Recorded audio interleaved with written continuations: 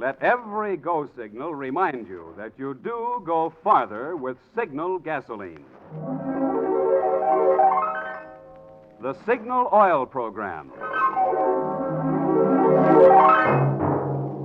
The Signal Oil Company and your neighborhood Signal dealer bring you another curious story by the Whistler.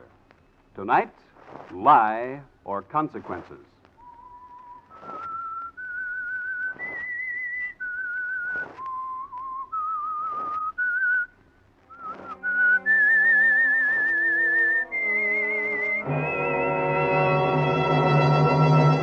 I am the Whistler, and I know many things, for I walk by night. I know many strange tales, many secrets hidden in the hearts of men and women who have stepped into the shadows. Presently I'll tell you of nameless terrors of which they dare not speak.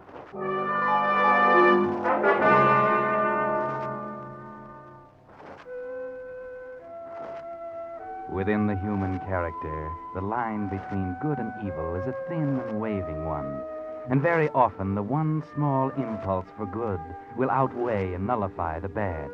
Such was the case with Michael Cobb. Mike wasn't bad, really. It happened while he was a kid, before he knew any better. He'd gotten into trouble, gone to prison, served a stretch. Now he's out, and he's learned his lesson. He's proving that. He's going straight, working hard at his job in the office of a large department store. He's married to a girl he loves, and he's happy. Delicious. Oh, nobody can cook a better breakfast than you, darling. Thank you, sir. Now, Mike, don't bolt your coffee. I gotta run. I'll be late. Well, a couple of minutes won't make any difference. Well, maybe not most days, but today is going to be a big one. The last shopping day before Christmas, you know. Stores will be jammed. We'll be swamped with work until late tonight. Besides, I don't want to spoil my record. 6 months and I haven't been late to work once. I know. It's fine. I'm sure the store appreciates it. Yeah, Lane, I think they do, too. I really think they like me down there. You know, like my work and everything. Oh, sure, Mike. How could they help liking you? No, I mean, well, I'm beginning to feel like all that stuff is all forgotten. Almost like something that never happened. It is. It is forgotten, Mike. Everything's different now. Yeah, it is. Oh, this is going to be a lot different Christmas than the last one, isn't it? Yes, Mike. You were wonderful, Elaine. Coming to see me, sticking by me. Oh, darling, I promise you there'll never be another Christmas like that. Never. I know there won't, Mike. From now on, they're all going to be really Merry Christmas. Yeah, you bet. Oh, gosh, that reminds me. I haven't got your presents yet. I'll have to run out my lunch hour and find something. Now, Mike, you're not going to go spending a lot of money on me. Oh, maybe next year we'll be more on our feet. No, never you mind. I'll get you what I darn please. Oh, my gosh. How I will be late if I don't run. Hey, here's your hat. Oh, thanks. Well, goodbye, darling. If I don't get home before midnight, Merry Christmas. Merry Christmas.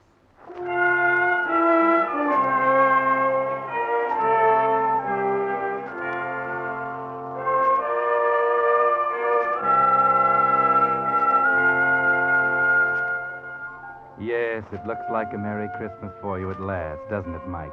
For the first time in your life, almost. A real Merry Christmas. You notice the smiles on people's faces as they walk down the street. You get sort of a kick out of the fancy red and green draped windows of the store. The holly smells good in the elevator. And you chuckle as you pass the toy department with a perspiring Santa Claus pulling on his red coat. Then into the office, everybody smiling. Yeah, you know what, Mike? Maybe you're getting that thing they call the Christmas spirit.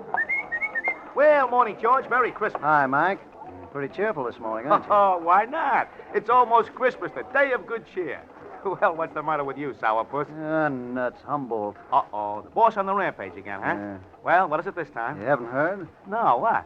Somebody lifted another $1,000 out of the receipts last night. What, again? Yeah. It makes about 10 grand that's been missing in the last 6 months. Well, no wonder Mr. Humboldt's upset. The detectives are in there with him right now, and they've got old Gus, a night watchman, in for questioning. I suppose we'll all be on the carpet like the last time. Oh, gee, that's not so good. $10,000. Hey, that's grand larceny. Yeah, and the cops are probably getting pretty sore about not pinning it on somebody. Now, look, here comes old Gus, fresh from the Inquisition. Yeah. Thank you, Mr. Homburg. Gus. Hey, Gus. Yeah, Mr. Osborne? Are they playing questions and answers in there again, Gus? Yeah. Where was you this time? Where was you that time? The only time I got to sleep when they called me down here for this. What for would I want to steal money for? I got a wife. Fine wife. 4 kids. I steal money, I go to jail. They starve. What for would I steal? Sure, guess. But I know why you're so worked up about it. Yeah? You probably had to admit where you were last night between 12 and 1 o'clock. How come you know that, where I was? Go on. Everybody in the store knows that, Gus. It's a standing joke. Everybody knows you eat your lunch every morning between 12 and 1. They know you go up to the 13th floor and stretch out on one of those divans in the Louis the 15th room, the classiest in the joint. Okay, so what's wrong with that? I got to eat. Why not in style? Sure, only for that hour. Anybody could come in and move out the other 12 floors, and you'd never know it. All right, so what? Maybe that is when somebody stole money. I do not know. I only know I did not steal. And this is the only time I got to sleep, when they have to go asking me questions. What a character. Hey, is that true about his breakfast from 12 to 1? Sure. There's a night watchman for you. That probably explains why they're so sure the thief is somebody inside the store. Somebody who knows about Gus and what time he won't be on this floor. Yeah, it could be. Uh-oh, that's Humboldt. Yes, Mr. Humboldt.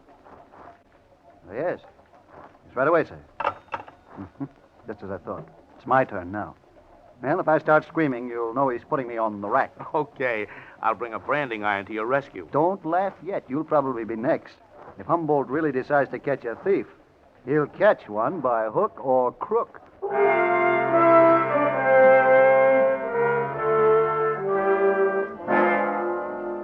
Merry Christmas, Mike. Oh, now, what's the matter? You don't seem as happy as you were. Something happened to dampen the Christmas spirit, maybe? Something you can't describe, can't even put your finger on? Just a funny, sinking feeling? Forget it. George Osborne has been in and out of Humboldt's office, and almost the whole day has gone by, and nothing's happened. And everything seems to have calmed down. In fact, it's George's turn to have the Christmas spirit. I really didn't expect it this year, but there it was in my pay envelope. Nice and crisp and green. With the best Christmas wishes of the J.C. Devers stores. Oh, gee, that's swell, George. Yeah, real honest-to-gosh Christmas bonus. I can sure use it. Who couldn't? I don't know whether you'll get one or not, Mike. You've only been here 6 months. Then maybe. By the way, why don't you mosey in and pick up your pay? It's almost 9 o'clock. We close in 5 minutes. Well, I guess I better wait for Mr. Humboldt to call me. Golly, I thought we'd get paid earlier. I still haven't bought Elaine's present. Ah, well, don't worry. Most of the smaller stores will still be open for a couple of hours. Yeah, sure. But I thought I'd get her something she liked real well, a little store up on 10th Avenue. Oh, well, it'll be open till late. Say, I wonder if they found out anything about the 10 grand. Boy, they've really questioned everybody around, though. They didn't question me. In fact, they've never questioned me about it. I don't quite understand that. Oh, well, I don't know. I guess you got such an honest face or something. Yeah. Uh-oh. Yes, Mr. Humboldt. Well, yes, sir. Yes, sir, I'll send him right in. Well, maybe we spoke too soon. He wants to see you. Oh? On the other hand, maybe he just wants to hand you your Christmas bonus in person. After all, you are getting to be the fair-haired boy around here these days. I better go in. You might even be in line for a promotion. You can't tell. Okay.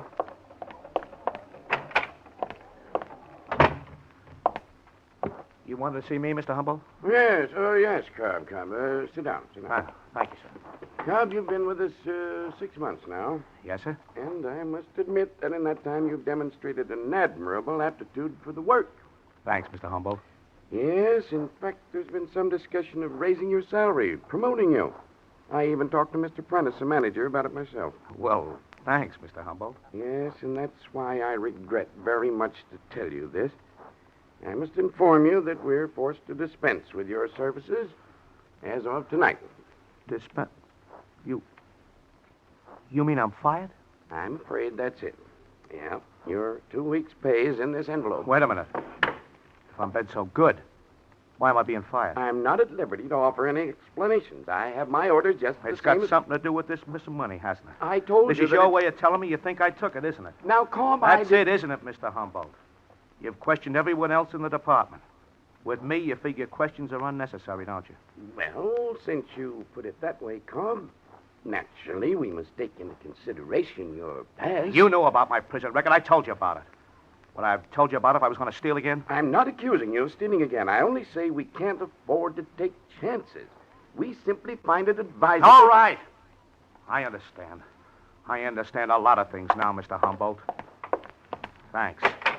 Thanks, Mr. Humboldt, for the Christmas bonus. Hey, Mike. Mike, wait a minute. Well, did you get it? Did he give you a Christmas bonus? Yeah. Yeah, I got a Christmas bonus, all right. Hey, what's up? What's the matter? Oh, nothing. I'll tell you about it later. I'm leaving now. Oh, yeah, you're in a hurry. But wait, I almost forgot. With my bonus, I can pay you that $30 I owe you. Huh? Here. 10, 20, 30. That ought to help with that present for your wife, huh? Yeah. Yeah, thanks, George. Thanks.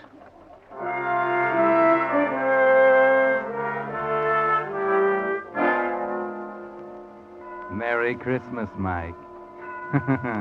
Yeah. That premonition you had this morning was right, wasn't it? That funny, sinking feeling. Now you know, don't you, Mike? You knew it all the time, really. All this past 6 months you've been kidding yourself. The dream bubble has burst. Merry Christmas, Mike. The crowds are still cheerful on the streets. The windows are still bright and gay, and the holly still spices the air. But you don't see or feel or smell. No, there's only the sensation of a chill wind cutting you to the bone as you wander the dark streets, not knowing or caring where you are. Hello, Michael. Merry Christmas. Huh? Oh. Oh, hello, Reverend Hewitt. I didn't see you. So I noticed. I was just getting home from my last-minute shopping. Won't you come in for a moment? A cup of tea, perhaps? Why, no, I... Oh, come on. I haven't seen you for a long time. That is, for a chat. Besides, it's chilly out. A cup of hot tea will warm you up.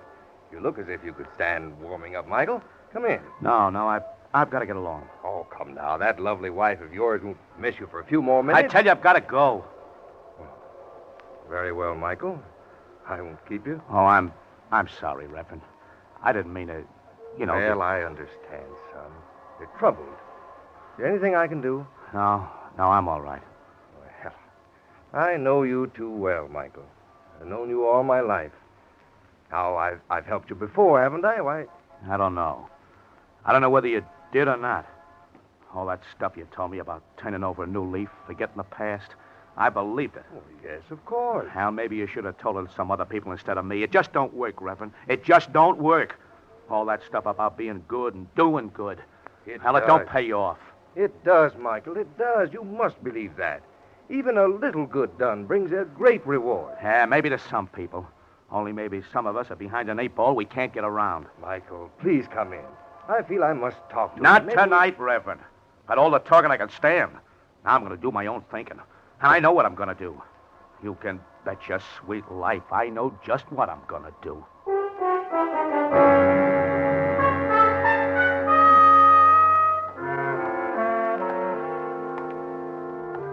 Yes, your mind is made up now, isn't it, Mike? Humboldt made it up for you, didn't he? You hate him, don't you, Mike? And all the smug people like him who've never done a stretch and stir. They're your enemies, aren't they, Mike? Whether you wanted them to be or not.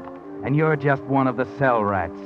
Okay, if that's the way it is, that's the way you'll play it. What's that? Footsteps following you? Maybe if you stop by this lighted window. Yeah, you were right, Mike. They're following you, all right, 2 of them. You saw them duck into that doorway when you stopped and turned around. Tailing me. They got dicks tailing me. Why, sure, you dope. They wouldn't let you just walk out of there. They think you took the money. They're going to tail you, hound you, track you down. Okay, if they think I took the money, I'll give them reason to. This time I will take it.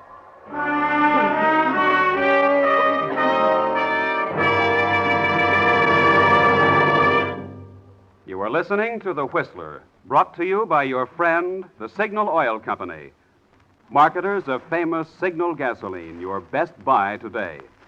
Remember to let every go signal remind you do go farther with Signal gasoline.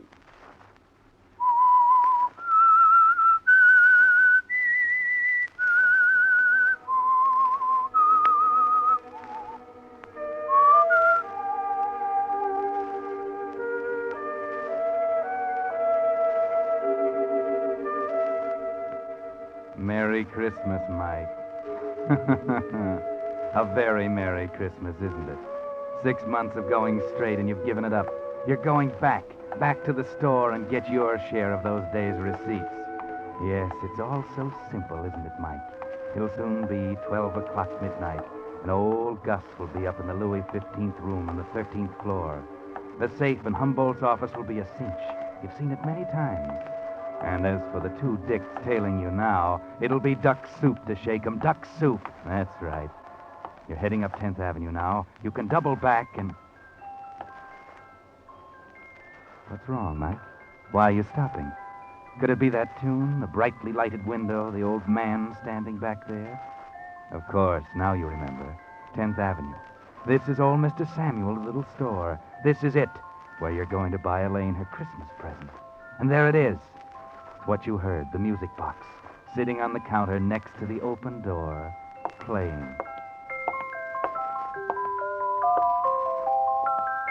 Well, good evening, Michael, and Merry Christmas. Hiya, Mr. Samuels. You came in just in time. I was just about to close up. I guess down at your big store you've been closed for a long time. But here, well, we little fellows have to stay open to get all the business we can. What can I do for you? Is this the music box that Elaine likes so well? Ah, yes, that is the one. She was very taken with it. Ah, how her eyes sparkled when she looked at it. Yeah, there's a powder puff of something inside, isn't Ah, it? that is right. And when you open it, it plays the little tune. So.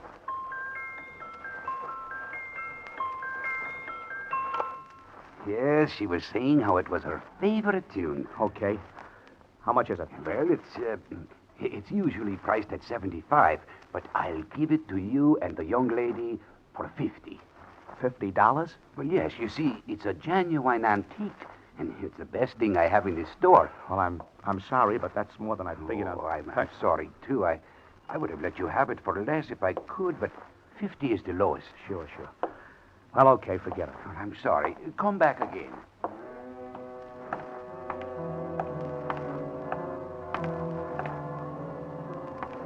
Now what's the matter, Mike?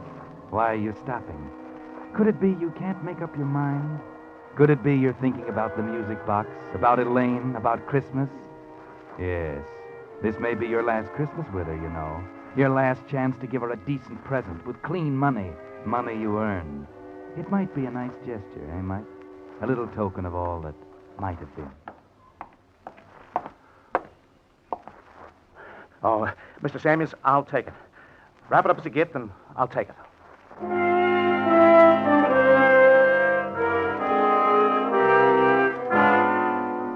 Merry Christmas, Mike.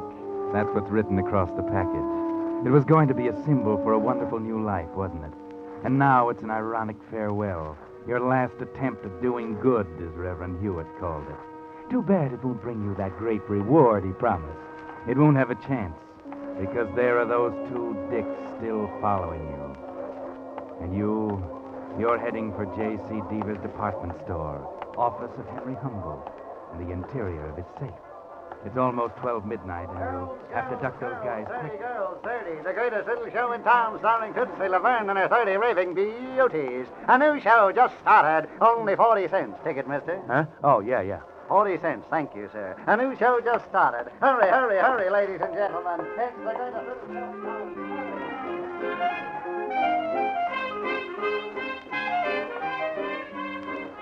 You're doing great, Mike. Those dicks will follow you in, but you won't be there, will you? No. You're heading for that exit sign down at the side. Through the curtains. Push out through the door, and there you are. In the alley. And free. Okay. Now, up to the street. Lose yourself in the crowd. Turn down Fifth toward the store. You're okay now. No need to look back. Or is there? They're there. You didn't shake them after all. They were wise to that trick, and they were waiting for you outside the theater. Yes, you should have known. Now what? Maybe you've got an idea. Yes. A good idea. Honey. Why not lead them to the store? Sure, that's where they expect you to go. But beat them there and hide, down in the freight dock, behind one of those big crates. They'll never find you in that mess. Then when they get tired looking, you'll be able to slip in and do the job. How's that? Brilliant. Yes, brilliant.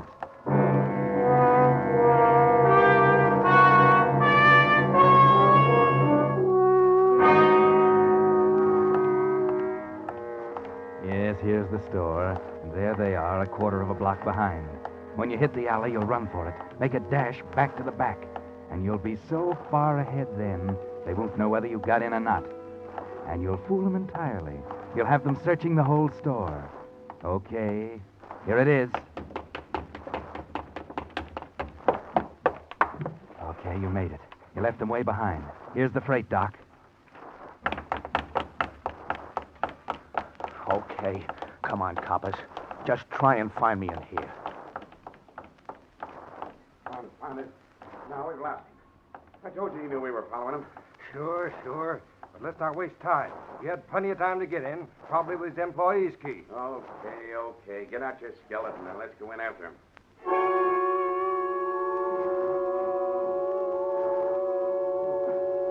Worked like a charm, didn't it, Mike? You're sitting here in your crate, comfortably waiting, while they search the entire store. They've been there long enough to do it. It's almost 1. If they don't hurry, you'll have Gus to worry about. Not that that's too much of a worry. But wait, hold it. Well, that does it. Yeah, too bad. Hey, flash your lighter out. He could have ducked into one of these crates here. Yeah, but we never find him in that mess. He could play hide and seek with us there for days. Yeah, you're right. I guess we might as well call it a day. It's a fine way to spend Christmas Eve anyway. Come on, let's go home. Okay, I'm right beside you.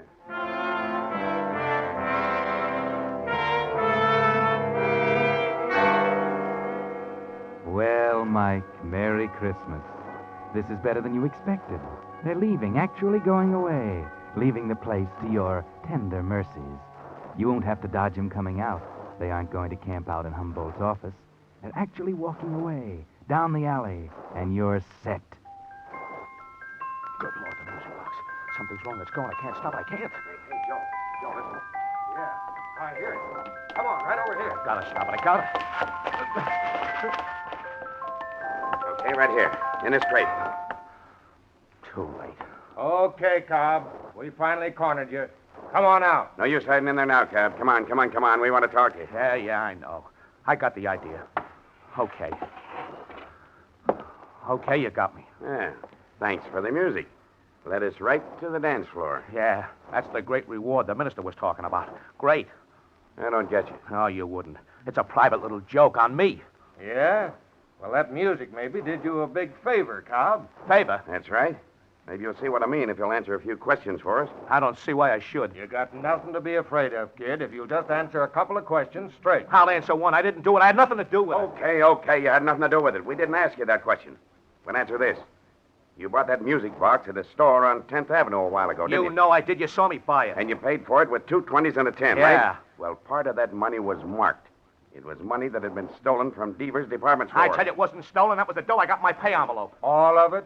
Didn't somebody else give you part of it? No, I just earned the whole thing. Didn't George Osborne give you part of it? Oh, yeah. Yeah, he did. Oh, He paid me $30 he owed. okay. Now, this is very important. How'd Osborne pay you? In what denomination of bills? Well, Yeah, I remember. He gave me 3 tens. Tens? You're sure? Sure, I'm sure. And the 20s came to you in your pay envelope, huh? Yeah, You'll swear to that in court? of course. Okay. That does it. Thanks, Cobb. Hey, wait. You mean that's all you wanted me for? It was enough. You just proved for us who stole that 10 grand from the store. And the way you were acting, we'd almost thought it was you. We hadn't have known better all the time.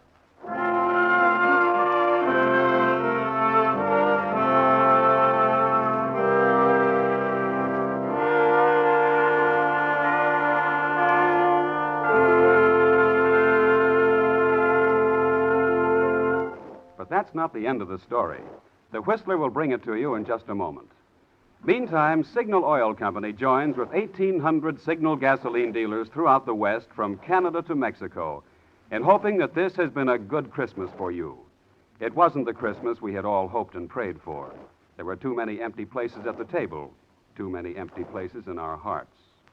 As we look back, we may wonder if perhaps we didn't give quite enough. Not quite enough of our effort, of our money, and of our blood, which can mean life itself to a boy at the front. Yet even the regrets that may tinge this season's gladness can prove its greatest blessing if they fire us to new determination, to new and greater effort through the coming year until our prayers are finally answered and peace again returns to heal this confused and torn world. Yes, if, as this Christmas of 1944 draws to a close, we will rededicate ourselves to this, our job, we may, each of us, hasten the realization of that ancient promise: peace on earth, goodwill toward men. And now, back to the Whistler.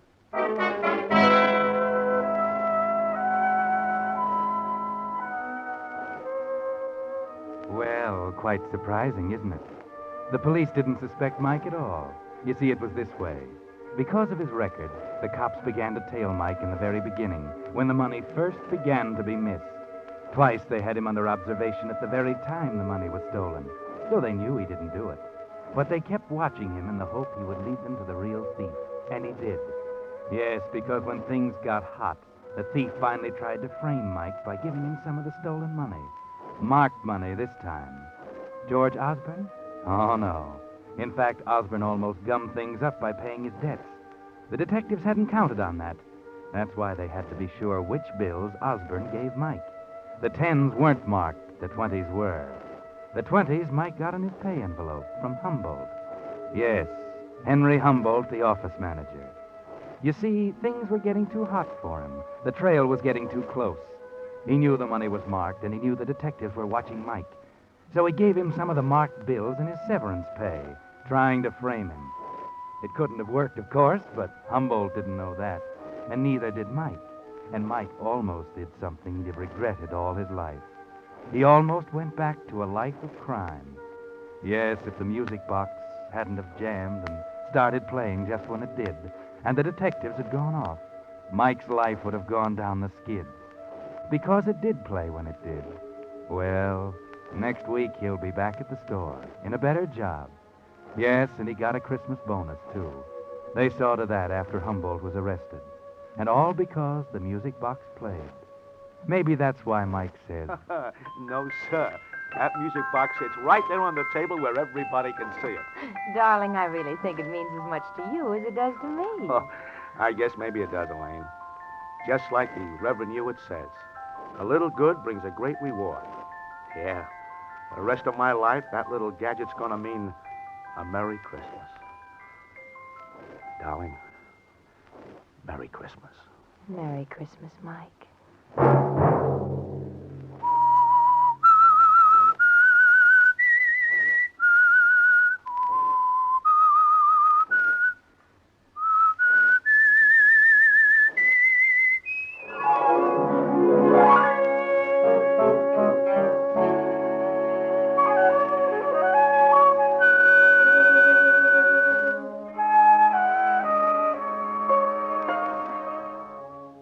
Next Monday at 9 o'clock, the Signal Oil program will bring you another strange tale by the Whistler.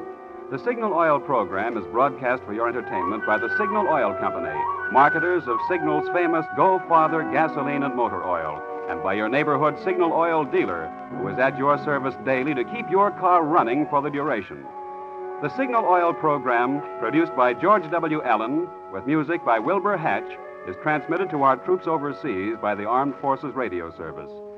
Bob Anderson speaking for your friend, the Signal Oil Company, and suggesting once again that you let every go signal remind you that you do go farther with Signal gasoline. This is CBS, the Columbia Broadcasting System.